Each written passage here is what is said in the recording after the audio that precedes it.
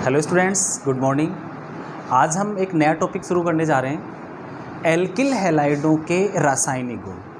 आज तक हमने जो पढ़ा है एल्किल हैलाइडों की विरचन के बारे में या एल्किल हैलाइडों के भौतिक गुणों के बारे में।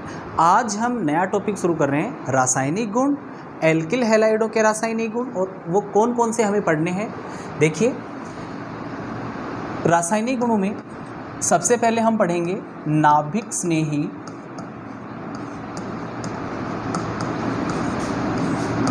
प्रतिस्थापन अभिक्रिया। नाभिक स्नेही प्रतिस्थापन अभिक्रिया। दूसरा हम रासायनिक गुणों में पढ़ेंगे विलोपन अभिक्रिया। इसको निराकरण भी बोलते हैं बेटा, निराकरण। तीसरी धातुओं के साथ अभिक्रिया, धातुओं के साथ अभिक्रिया। और चौथा टाइप होगा रासायनिक गुणों में अभिक्रियाओं का, वो होगा अपचयन। इस प्रकार एल्किल हैलाइडों के रासायनिक गुणों को हम इन चार भागों में बांट के पढ़ेंगे। इनमें सबसे पहले आज हमारा जो टॉपिक होगा आज की क्लास में वो होगा नाभिक स्नेही प्रतिस्थापन अभिक्रिया। बेटे जी, नाभिक स्नेही इस शब्द से आप क्या समझते हो? 11वीं क्लास में भी आया है नाभिक स्नेही, ठीक है। पूरा लिखें तो प्रतिस्थापन और जोड़ दीजिए इसमें, प्रतिस्थापन। अब बेटे जी, नाभिक शब्द से आपको किसकी याद आती है? नाभिक का मतलब, अब केमिस्ट्री पढ़ रहे हैं, नाभिक तो सब जानते हैं ना, परमाणु के मध्य में अत्यंत सूक्ष्म धनावेशित ठोस भाग, है ना, ये नाभिक है। तो नाभिक का नाम आते ही मतलब पॉजिटिव, पॉजिटिव स्पेस, तो नाभिक पॉजिटिव की याद दिला रहा है। आगे स्नेही, देखो नाभिक स्नेही शब्द को तोड़ के अगर हम पढ़ें तो नाभिक का मतलब पॉजिटिव, और स्नेही, बेटा स्नेही कौन होता है? चाहने वाला। स्नेही कौन होता है? चाहने वाला। अब इसका अर्थ आप सोचो क्या बना? नाभिक स्नेही मतलब पॉजिटिव को चाहने वाला। अब आप बताइए कौन किसको चाहता है? ये तो आप जानते हैं। पॉजिटिव को चाहने वाला कौन होगा? नेगेटिव। और नेगेटिव को चाहने वाला कौन होगा? पॉजिटिव। इट मीन्स कि नाभिक स्नेही जो है, यानी पॉजिटिव को चाहने वाला जो है, वो कौन होगा? नेगेटिव। तो कोई भी नेगेटिव स्पीसीज आपको मिले तो आप उसे क्या कहेंगे? नाभिक स्नेही। कि ये तो कौन है? ये तो नाभिक को चाहने वाला, मतलब पॉजिटिव से अट्रैक्ट होने वाला, आकर्षित होने वाला। पॉजिटिव से आकर्षित होने वाला कौन होगा? नेगेटिव। तो नेगेटिव स्पीसीज, चाहे वो कोई भी नेगेटिव स्पीसीज है ना, तो वो कौन होगा? नाभिक स्नेही। अब बेटे जी, नाभिक स्नेही को अंग्रेजी में बोलते हैं न्यूक्लियोफाइल, है ना। तो न्यूक्लियोफाइल जो शब्द है उसके प्रथम दो अक्षर अगर हम लें NU, और चार्ज से मैंने इसको बताया कि आवेश के रूप में देखें तो ये नेगेटिव होता है, तो NU माइनस एक संकेत बना है, एक सिंबल। ये NU माइनस नाभिक स्नेहियों को दर्शाने के लिए हम इस्तेमाल करते हैं। तो नाभिक स्नेही को हम NU माइनस से प्रदर्शित करेंगे। अब अगला शब्द जो है वो है प्रतिस्थापन। प्रतिस्थापन क्या होता है कि राम और श्याम क्लास में है विद्यार्थी, और वो राम श्याम की जगह आ जाता है, श्याम राम की जगह चला जाता है, दोनों ने अपना स्थान चेंज कर लिया, तो वो उनका हुआ प्रतिस्थापन। तो ऐसे ही एक नाभिक स्नेही हटेगा और उसकी जगह दूसरा नाभिक स्नेही जुड़ेगा, तो वो कहलाएगी नाभिक स्नेही प्रतिस्थापन अभिक्रिया। तो दरअसल अभी तक हमने जो पढ़ा वो क्या है? इस नाभिक स्नेही का अर्थ। अब नाभिक स्नेही का अर्थ मैंने आपको बताया कि नेगेटिव स्पीसीज। अब आपके मन में सवाल होंगे, सर कौन से नेगेटिव स्पीसीज, कैसे नेगेटिव स्पीसीज? तो चलो कुछ एग्जांपल देख लो, जैसे OH माइनस, है ना, जैसे CN माइनस, SCN माइनस, अक्स माइनस, हैलाइडाइन, जैसे क्लोराइड, है ना, ब्रोमाइड, आयोडाइड, फ्लोराइड। तो देखो ये सारे नेगेटिव स्पीसीज क्या हैं? ये नाभिक स्नेही है, ठीक है। और कुछ इलेक्ट्रॉन रिच स्पीसीज होती हैं, वो भी नाभिक स्नेही होती हैं, उनके बारे में हम पढ़ेंगे बाद में। तो देखिए अभी हमें इस क्रिया को पढ़ना है कि नाभिक स्नेही प्रतिस्थापन अभिक्रिया कैसे होती है। अच्छा बच्चों, किसकी रासायनिक क्रिया पढ़ रहे हैं? एल्किल हैलाइडों की। एल्किल हैलाइडों को कैसे लिखें? आर अक्स से, आर एल्किल हैलाइड को अक्स। अब नाभिक स्नेही प्रतिस्थापन में किसी प्रबल नाभिक स्नेही से इसकी क्रिया हो रही है एल्किल हैलाइड की। तो ये क्या करेगा कि जो हैलोजन इसमें कार्बन से जुड़ा हुआ है तो उस हैलोजन की विद्युत ऋणता कार्बन से ज़्यादा है। तो जब ये बंध टूटेगा तो इसका विषमांश विदलन होगा, है ना, हेट्रोलाइटिक क्लीवेज। तो जब विषमांश विदलन होगा तो जो बॉन्डेड इलेक्ट्रॉन है, दोनों आबंधित इलेक्ट्रॉन है, वो किसके पास जाएंगे? हैलोजन के पास। और अक्स पर चार्ज आ जाएगा अक्स माइनस, अक्स पे माइनस, और आर पे चार्ज मतलब जो कार्बन होगा उस पे कौन सा आवेश आएगा? पॉजिटिव। तो पॉजिटिव से ये वाला आयन जो है ये अट्रैक्ट होगा और ये कहूँ कि आर से एन माइनस जुड़ेगा और आर एन यू एक नया उत्पाद बनाएगा। और अक्स है वो यहाँ से हट गया तो उसको मैं लिखूँ किस रूप में? माइनस के रूप में। तो अक्स माइनस। अब एक बात बताओ, किसने किसका प्रतिस्थापन किया? तो आप ध्यान से देखो, आर के साथ कौन जुड़ा हुआ है? अक्स। अक्स खुद क्या है? नेगेटिव। तो नेगेटिव मतलब नेगेटिव को हम क्या कहेंगे? नाभिक स्नेही। तो अक्स नाभिक स्नेही है, ये भी नाभिक स्नेही को ही प्रदर्शित कर रहा है, लेकिन इसने अक्स का प्रतिस्थापन किया, यानी एन यू माइनस यहाँ आर के साथ जुड़ रहा है, अक्स यहाँ से हट रहा है। तो इस क्रिया का नाम हुआ नाभिक स्नेही प्रतिस्थापन, कि एक नाभिक स्नेही ने दूसरे नाभिक स्नेही का प्रतिस्थापन कर दिया। लेकिन बेटे जी, ये तो एक क्रिया सामान्य रूप में हम इसको ऐसे लिखते हैं, लेकिन ये दो भिन्न प्रकार से संपन्न होती है। एक इसका जो प्रकार है वो है, या पथ कहें, एकाणुक नाभिक स्नेही प्रतिस्थापन, और दूसरा इसका रास्ता है पूर्ण होने का, वो है द्विअणुक नाभिक स्नेही प्रतिस्थापन। तो बेटे जी, नाभिक स्नेही प्रतिस्थापन में हमने देखा कि कोई भी नाभिक स्नेही, जैसे नेगेटिव स्पीसीज एल्किल हैलाइड के हैलोजन का प्रतिस्थापन करके स्वयं जुड़ जाती है तो वो नाभिक स्नेही प्रतिस्थापन है। लेकिन अब हम इसके जो प्रकार पढ़ रहे हैं कि कितने प्रकार से ये संपन्न हो सकती है, तो एक तो ये एकाणुक नाभिक स्नेही प्रतिस्थापन के रूप में संपन्न होती है और दूसरी ये द्विअणुक नाभिक स्नेही प्रतिस्थापन के रूप में संपन्न होती है। तो हम पहले पढ़ रहे हैं द्विअणुक नाभिक स्नेही प्रतिस्थापन। इसको बेटा SN2 लिखते हैं, second order nucleophilic substitution reaction, SN2, है ना, second order nucleophilic substitution reaction, इसलिए इसको हिंदी में बोला जाएगा द्विअणुक नाभिक स्नेही प्रतिस्थापन अभिक्रिया। अब क्या होती है क्रिया? एक छोटा सा एग्जाम्पल लें हम नॉर्मल, कि कोई व्यक्ति गुढ़ा से उदयपुर वाटी गया, तो उसके सामने दो रास्ते हैं कि एक तो सीधा स्टेट हाईवे से चला जाए, या हो सकता है वो जैतपुरा होके चला जाए, एक रास्ता और भी है ना। अब कब वो कौन से रास्ते से जाएगा ये वो खुद तय करता है, यानी जो क्रिया कर रहा है। तो यहाँ भी देखिए, जो एल्किल हैलाइड है वो कौन सा एल्किल हैलाइड है, उसके आधार पर ही एक जो पथ है, ये क्रिया विधि है, ये निर्धारित होती है। तो सबसे पहले हम अगर बात करें कि आरक्स के रूप में मैं ले रहा हूँ CH3Cl, तो देखिए आरक्स के रूप में मेथिल क्लोराइड ले रहा हूँ या मेथिल ब्रोमाइड, यानी मेथिल हैलाइड आप ले लें, तो आप इसको यूँ लिख सकते हो CH3Cl। और अगर हम कास्टिक सोडा या कास्टिक पोटास के जलीय विलयन को लेकर इसके साथ इसकी क्रिया करवाएं तो उसमें हाइड्रोक्साइड आयन उपस्थित होंगे। कौन से आयन उपस्थित होंगे? Hydroxide ion. तो जरा आप सोचिए कि हाइड्रोक्साइड आयन का अगर इस पर आक्रमण हो तो हाइड्रोक्साइड आयन जब सामने से अगर टक्कर करता है और क्लोराइड का स्थान लेने की कोशिश करता है तो क्लोरीन जो है वो नेगेटिव रूप में यहाँ पर आवेशित है, तो इन दोनों में आपस में क्या होगा? प्रतिकर्षण। और जब ये इससे इस दिशा से टक्कर करने के लिए आएगा तो क्लोरीन के साथ में प्रतिकर्षण होने से इनमें जो संघट है, जो टक्कर है, वो हो नहीं पाएगी।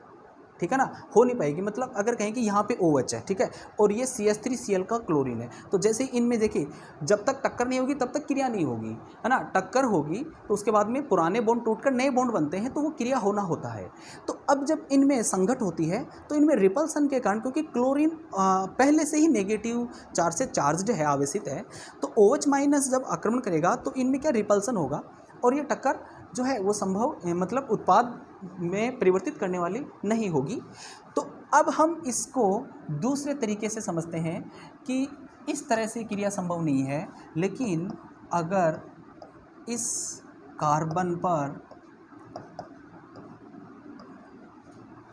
जो हाइड्रोक्साइड आयन है ना, ऑक्सीजन पर 3 लोन पेयर उपस्थित होंगे, तो ये कार्बन से अट्रैक्ट होगा, क्योंकि कार्बन पॉजिटिव और क्लोरीन नेगेटिव, और नेगेटिव OH को क्या चाहिए, कार्बन पॉजिटिव। इधर से तो ये टक्कर नहीं, मतलब कार्बन तक नहीं पहुंच पा रहा था क्योंकि क्लोरीन आड़े आ रहा था। अब क्या होगा कि जब ये हैलोजन परमाणु की विपरीत दिशा से इस कार्बन पर अटैक करेगा तो क्या होगा कि एक मध्यवर्ती संक्रमण अवस्था बनेगी, जिसमें ऑक्सीजन, हाइड्रोक्साइड आयन के ऑक्सीजन और कार्बन के बीच बंध या कहें आकर्षण क्रिएट होता है, बंध बनने लगता है। बंध बना नहीं है, बनने लगता है। देखिए ऐसे, ये O, इसको मैं डैश डैश से दिखा रहा हूँ, ये कार्बन, हाइड्रोजन, हाइड्रोजन और हाइड्रोजन, और यहाँ देखिए कार्बन की 4 वैलेंसी होती है ना, 4 संयोजकताएँ होती हैं ना, तो ये 5 बंध नहीं बना सकता। जिस समय यहाँ ऑक्सीजन और कार्बन का अट्रैक्शन शुरू होता है तो ये पुराना जो इसका क्लोरीन के साथ जो बॉन्ड है वो वीक हो जाता है या वीक होना शुरू हो जाता है, टूटना शुरू कर देता है। और जैसे ये एक उच्च ऊर्जा वाली अवस्था होती है, इसको संक्रमण अवस्था बोलते हैं। इसमें देखिए ये 5 समूह या परमाणु से जुड़ा हुआ कार्बन आपको नजर आएगा। ये अत्यधिक अस्थायी अवस्था होती है, और इस संक्रमण अवस्था के बाद में जो स्थायी उत्पाद है वो देखिए क्लोरीन के द्वारा दोनों इलेक्ट्रॉन लेकर के यहाँ से Cl- के रूप में ये मुक्त हो जाता है, और जैसे ही ये क्लोराइड आयन के रूप में यहाँ से हटता है तो ये वाला जो ऑक्सीजन के साथ जो बंध है वो पूरा बन जाता है या कहीं पक्का बन जाता है, और उत्पाद अणु का निर्माण होता है। उत्पाद अणु का निर्माण होता है। अब मैं यहाँ से यहाँ तक की जो पूरी क्रिया है ये, इसको अगर आप सीधे ऐसे लिखोगे CH3Cl plus OH minus change in CH3OH plus Cl minus, तो देखिए ये क्रिया और ये क्रिया एक ही है, लेकिन इसमें ये क्रिया विधि आपको नज़र आ रही है कि किस प्रकार से हाइड्रोक्साइड आयन जो कि आक्रमणकारी नाभिक स्नेही है और उसने क्लोरीन को हटाया है। जो हटा हुआ है वो स्पीसीज भी नेगेटिव है यानी ऋणावेशित है, तो नाभिक स्नेही ने नाभिक स्नेही को हटाया है। नाभिक स्नेही प्रतिस्थापनीय क्रिया है, एक ही पद में क्रिया पूर्ण होती है। यहाँ से लेकर के यहाँ तक ये एक ही पद है। और बेटे जी याद रखिए, अगर कोई क्रिया एक पद में पूर्ण होती है तो वह क्रिया उस पद में भाग लेने वाले समस्त अभिकारक अणुओं पर निर्भर करती है। तो इसमें अभिकारक अणु कितने, क्रिया करने वाले हैं कितने, तो एक तो है इसमें बेटा ये RX और दूसरा है OH माइनस। ठीक है, तो 2 अभिकारकों पर ये क्रिया निर्भर करती है। अतः इसकी कोटि कितनी हुई, 2, क्योंकि ये क्रिया या कहें कि इस क्रिया का जो वेग है ना, वो 2 अभिकारकों की सांद्रताओं पर निर्भर करता है, इसलिए इसकी कोटि कितनी हुई, 2।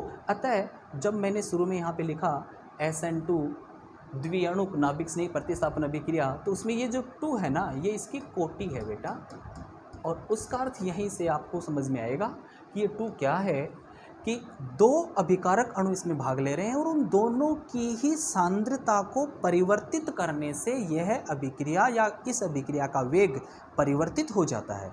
मैं कहूँ कि हाइड्रोक्साइड आयन की सांद्रता को दुगुना करें तो अभिक्रिया का वेग भी दुगुना हो जाएगा, या कहूँ कि नहीं इसको स्थिर रख करके एल्किल हैलाइड की सांद्रता को दुगुना करें तो भी अभिक्रिया का वेग दुगुना हो जाएगा, क्योंकि ये क्रिया इन दोनों की सांद्रताओं से प्रभावित होती है।